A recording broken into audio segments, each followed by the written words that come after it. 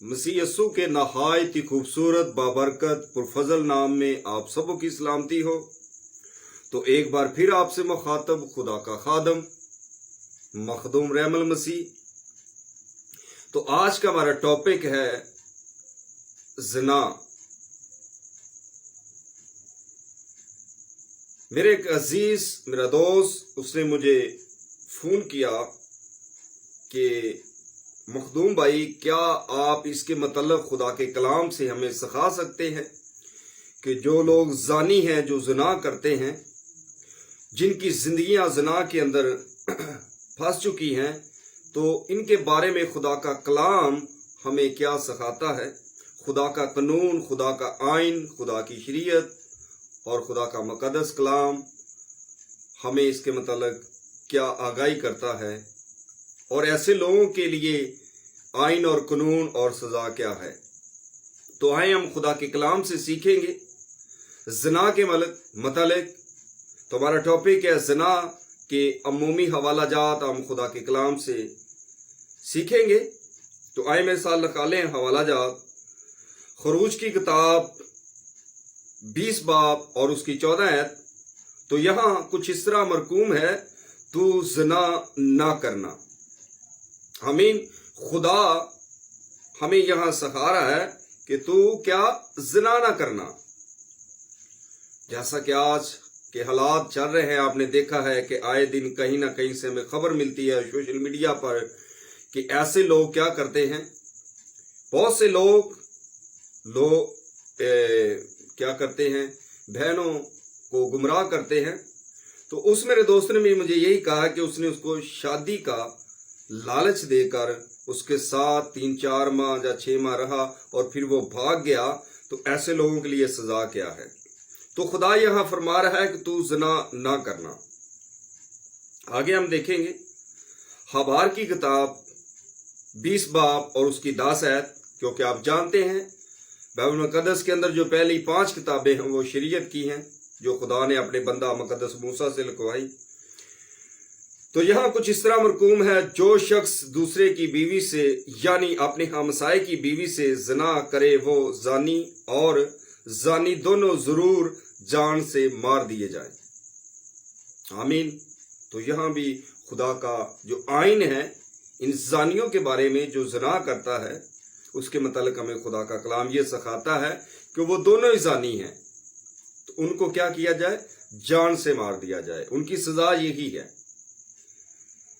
तो आगे हम देखेंगे, खुदा के कलाम से सीखेंगे इसके मतलब और खुदावंद हमें क्या और हमारी क्या तरबियत करता है जो ऐसे लोग इस चीज के अंदर मुतला रहते हैं। मुकद्दस अय्यूब नबी का सहीफा 24 बाब 15 आयत। और यहां कुछ इस तरह मरकूम है मेरे अजीजों, जानी की आंख भी शाम की मुंतजर रहती है। जानी की आंख भी शाम की मुंतजर रहती है। वो कहता है कि किसी की नजर मुझ पर ना पड़ेगी और वो अपना मुंह ढाक लेता है। आमीन। तो जानी की आंख क्या है, हमें सीखने को में जानी की आंख क्या है, शाम की मुंतजर रहती है। वो शाम का इंतजार करती है। जानी की आंख है जो, ताकि मैं ज़िना करूं और लोग मुझे ना देखें, क्योंकि वो अपना मुंह ढांक लेता है। तो यहाँ खुदा कह रहा है कि उसकी जो आंख है ना, जो जानी है। आप देखते हैं कि दुनिया में बहुत सारे ऐसे आजकल लोग हैं। मैं इस बात पर आपसे बात करना चाहूँ कि दुनिया में 2 तरह के लोग हैं। एक तो वो जो ईमानदार हैं, जो खुदा के साथ चलते हैं, और एक इस कैटेगरी के लोग हैं जो धोखेबाज और ज़िना में मुतला है। और उनकी आंख क्या है, शाम की मुंतजर रहती है। जैसे चोर, वो भी कहता है शाम हो तो मैं कहीं ना कहीं से नकब लगाऊं, कुछ चुराऊं। और जानी भी ऐसी, उसकी भी आंख क्या है, शाम की मुंतजर है। तो आगे हम खुदा के कलाम से सीखेंगे। तो आए हम नया अहदनामा से सीखेंगे। ये तो थी पुराने अहदनामा की बात। तो आए हम नए अहदनामा से सीखते हैं। यहां खुदा में इस के मतलब क्या सिखाता है जो लोग ऐसे जिंदगी अपनी गुजार रहे हैं। मुकद्दस मत्ती रसूल की अंजील और उसका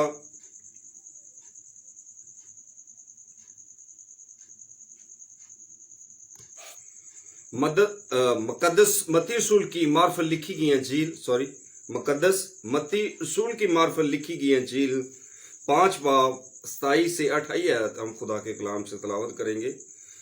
तो यहाँ कुछ इस तरह मरकूम है, तुम सुन चुके हो कि कहा गया था कि ज़िना ना करना, लेकिन मैं तुमसे सच कहता हूं कि जिस किसी ने बुरी ख्वाहिश से किसी औरत पर निगाह की वो अपने दिल में उसके साथ ज़िना कर चुका।